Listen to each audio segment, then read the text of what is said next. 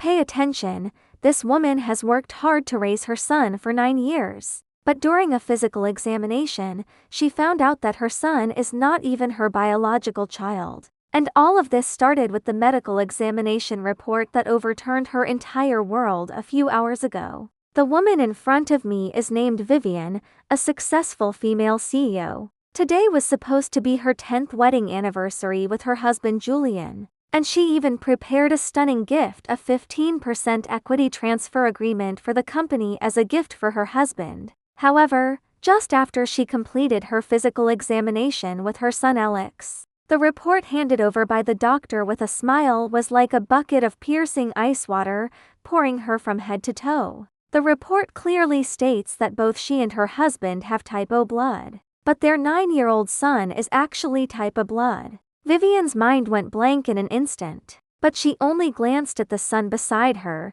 who was a miniature version of her husband, and immediately understood something. She didn't cry or question on the spot, but with an extraordinary calmness, she did 2 things that changed everything without making a sound. Firstly, taking advantage of her son's inattention, she secretly pulled out one of his hair and carefully put it away. Secondly, she returned to the car and tore apart the priceless equity transfer agreement in front of her husband. After escorting her son into the school gate, Vivian turned the car and stepped on the gas pedal, rushing straight towards the most authoritative DNA testing center in the city. She didn't hesitate to spend 3 times the price, only demanding one result. She must receive the urgent report before PM that day. During the several hours of waiting for the results, Vivian passed away like a year, her hands trembling uncontrollably, but her mind remained incredibly clear. She didn't sit idly by, but immediately dialed another phone number,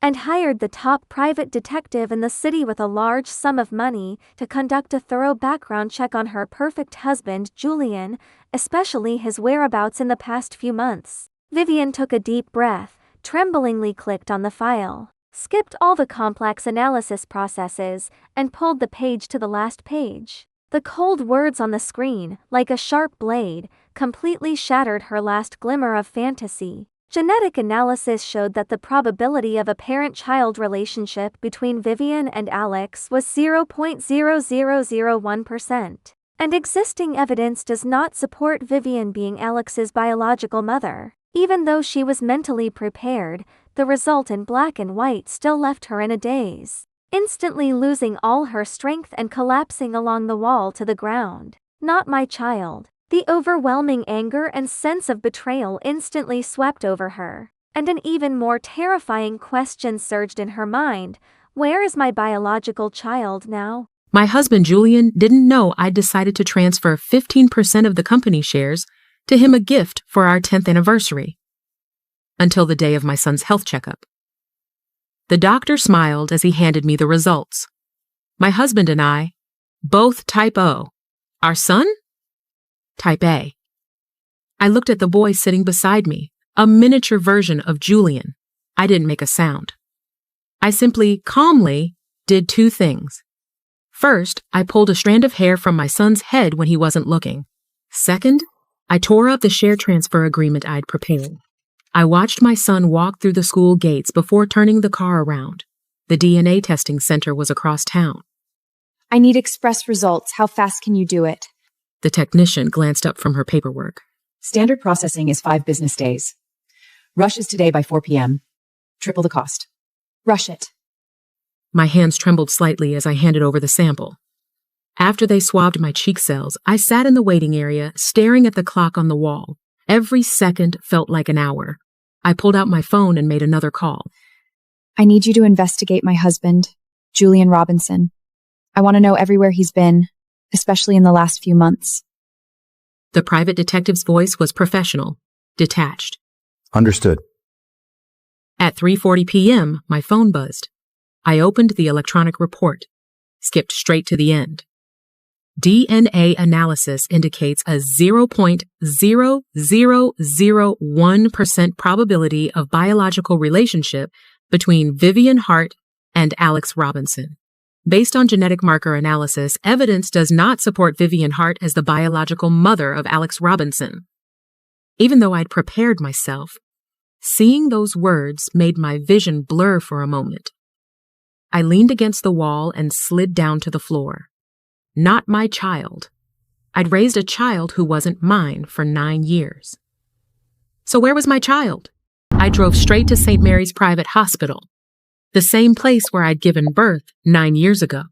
Dr. Susie was still there. She'd been promoted to department head. Dr. Susie, I need to access my delivery records and hospitalization files from 9 years ago. Her smile froze for a moment.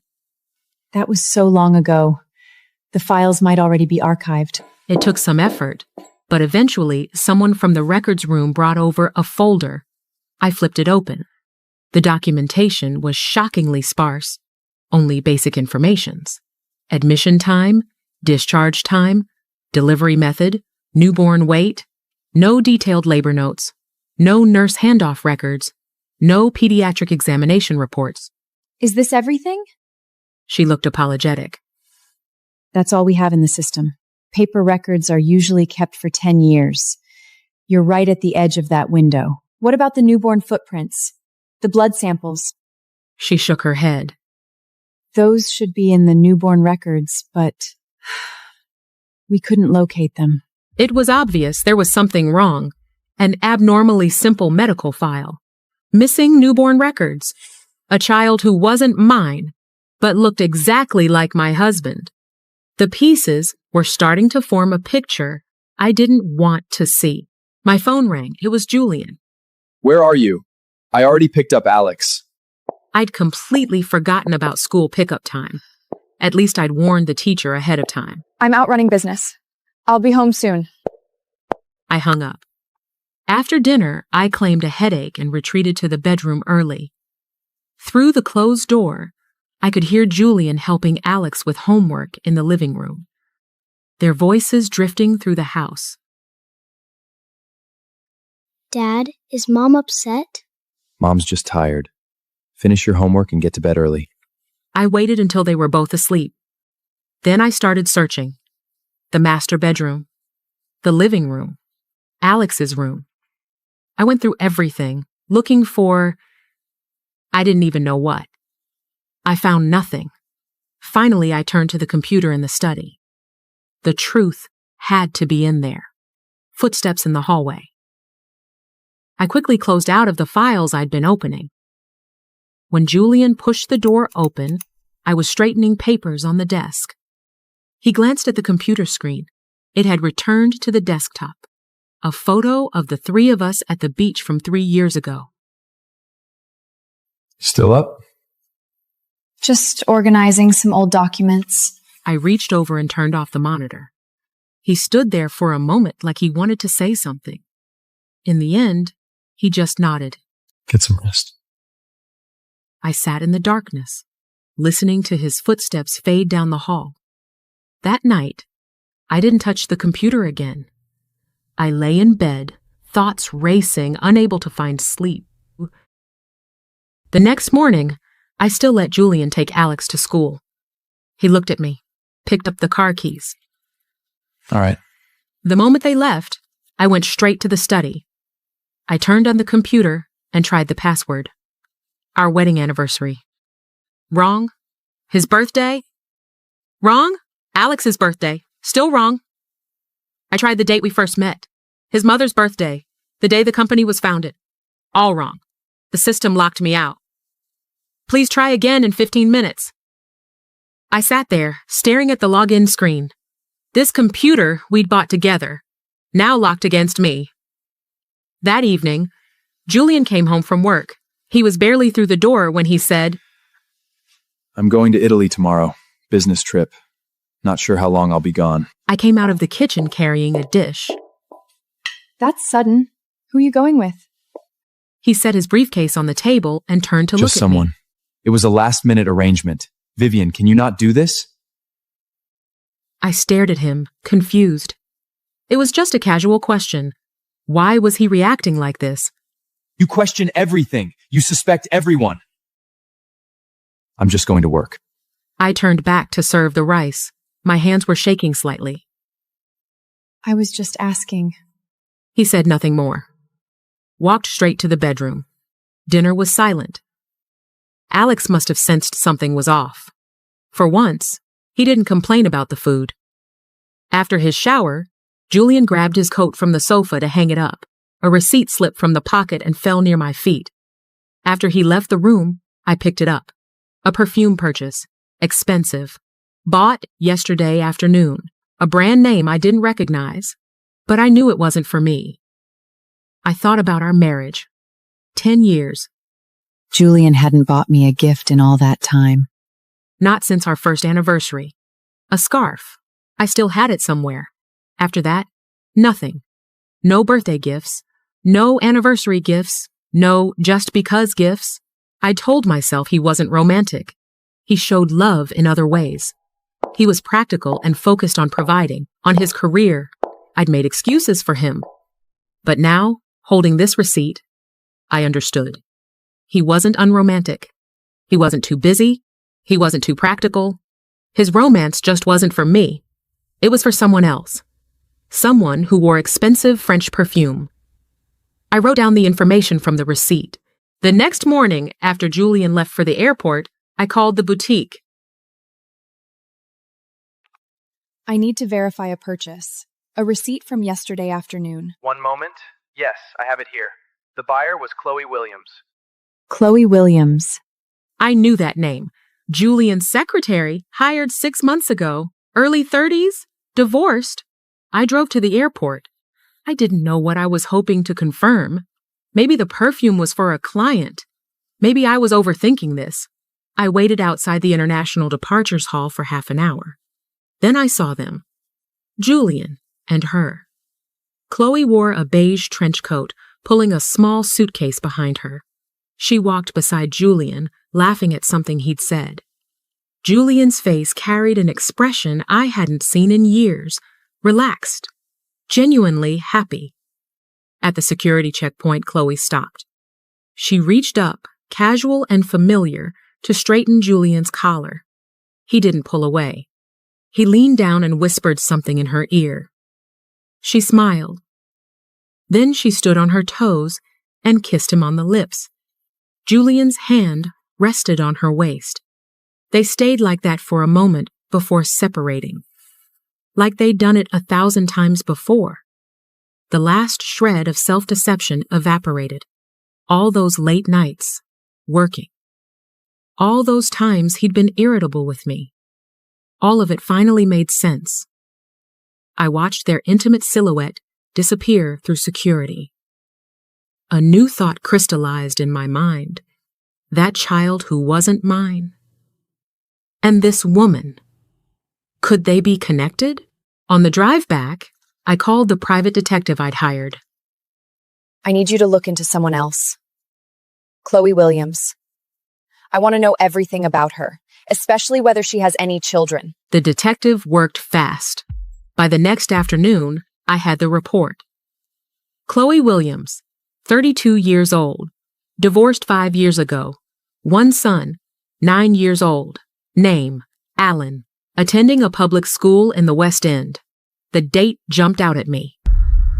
Chloe's son was only 1 week older than Alex. For the first time in 10 years, I felt my blood run hot. I sat on the sofa, holding the detective's report. Then, a thought struck me.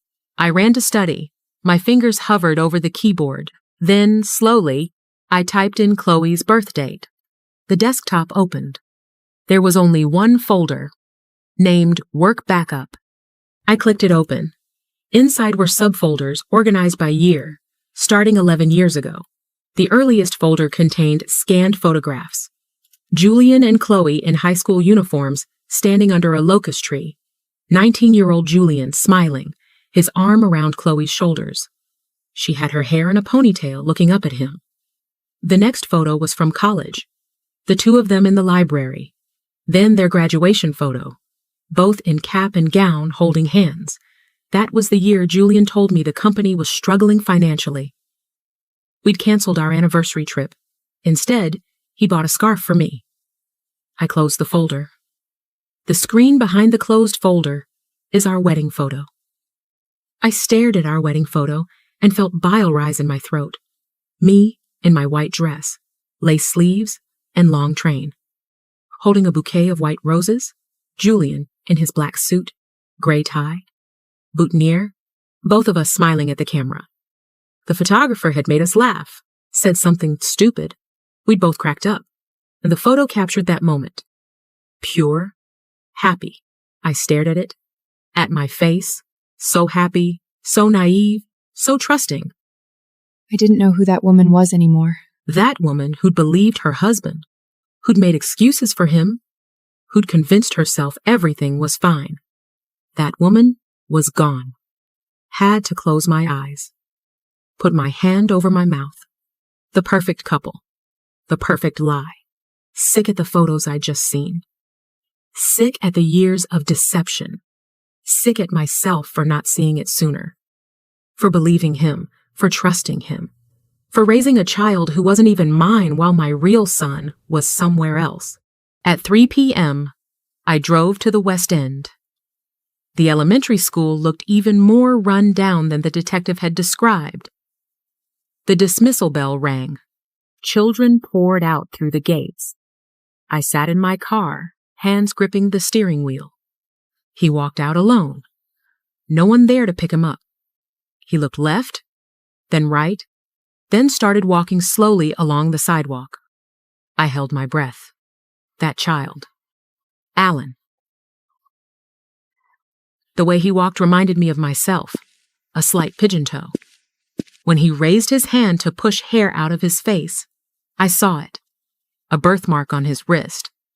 The same place I had mine. I could see dust on his eyelashes. His lips were chapped. His sneakers were coming apart at the seams. His eyes looked empty.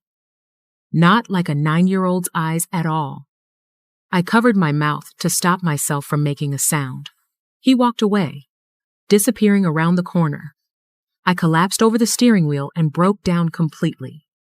For that child, walking home alone, for 10 years of living in the wrong life, for being such a fool, dancing in a play someone else had written. Then I wiped my tears and started the car. At the law office, I placed a USB drive on Attorney Morrison's desk. Inside, backup copies of all the photos, the DNA test results, scanned hospital records, the perfume receipt, files on Chloe and Alan. I want a divorce. I want Julian to leave with nothing. I want custody of my child. I want him to pay for what he's done. Walking out of the attorney's office, I remembered what Julian had said when he proposed 10 years ago.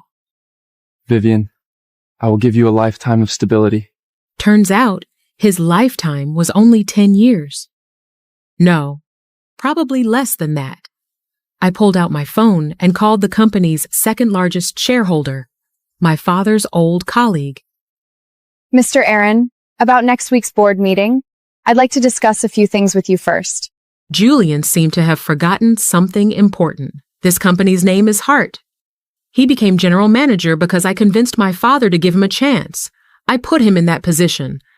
I could take him down just as easily. 2 weeks after Julian left, I liquidated every asset I could convert to cash. Every afternoon, I went to that elementary school in the West End. One day, it rained.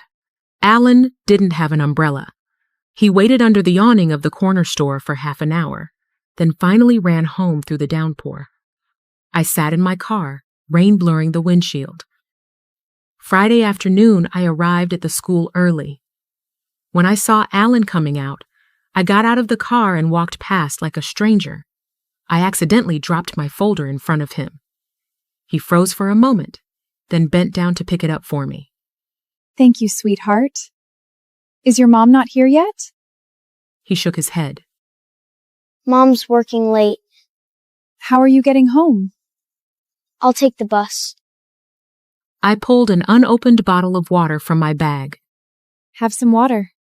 He hesitated, then took it and said, Thank you. I noticed he had a habit of pressing his lips together when he spoke. Just like me. His eyes were shaped like mine, too. Inner double eyelids. The outer corners slightly downturned. Does your mom work late often? He nodded, then shook his head. Sometimes. What about your dad? He didn't answer, just looked down at his shoes. Those sneakers, the soles were separating. The left shoelace was broken. I didn't ask anything more. I pulled $200 from my wallet and tucked it into his hand. Buy yourself some new shoes. He stepped back. No, I can't take this. Consider it a thank you for helping me with my folder. I slipped the money into the side pocket of his backpack and walked away. After a few steps, I glanced back. He stood there looking lost. That evening, I stood in the doorway of Alex's room. He was playing with a new Lego set Julian had bought him. A limited edition space shuttle. Expensive. Mom? What's wrong? I walked in and touched his hair. Did you finish your homework? Finished ages ago. He held up his model. Dad said if I get A on my midterms, he'll take me to Disneyland. I smiled. That's wonderful. The moment I turned away, the smile vanished. Julian's different treatment of the two children stabbed at my heart like a thorn. My biological son wore torn shoes and rode the bus alone, while this child enjoyed everything.